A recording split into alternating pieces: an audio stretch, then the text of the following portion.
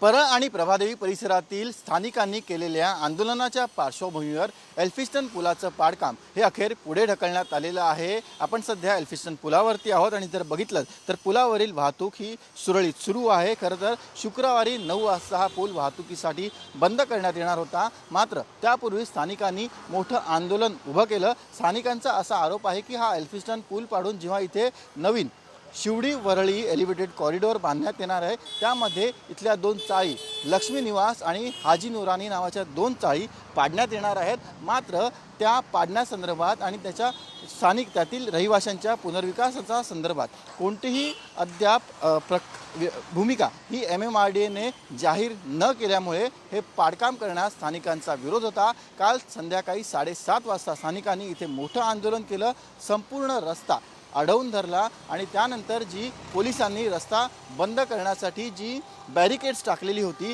ती देखील स्थानिकांनी बाजूला केली आणि संपूर्ण रस्ता हा वाहतुकीसाठी बंद ठेवण्यात वाहतुकीसाठी पुन्हा एकदा खुला केला। रात्री 12:30 पर्यंत हे संपूर्ण आंदोलन चाललं। आंदोलनादरम्यान MMRDA असेल, मुख्यमंत्री असतील किंवा मग उपमुख्यमंत्री असतील यांच्या विरोधात जोरदार घोषणाबाजी केली आणि अखेर जेव्हा सोमवारी मुख्यमंत्र्यांची भेटीचं आश्वासन मिळाल्यानंतरच नागरिकांनी त्यांचं आंदोलन हे मागे घेतलेलं आहे। सध्याचं जर आपण दृश्य बघितलं तर सध्या एल्फिस्टन पूल वाहतुकीसाठी पुन्हा एकदा खुला करण्यात आलेला आहे आणि हे स्थानिकांच्या आंदोलनाचं मोठं यश म्हणावं लागेल। आणि जोपर्यंत त्यांच्या पुनर्विकासाचा प्रश्न सुटत नाही, मार्गी लागत नाही, तोपर्यंत एल्फिस्टन पूल पाडू देणार नाही अशी ठाम भूमिका स्थानिकांनी घेतलेली आहे। व्हिडिओ जर्नलिस्ट रोहित चिगवणसह सचिन गाड, साम TV, मुंबई।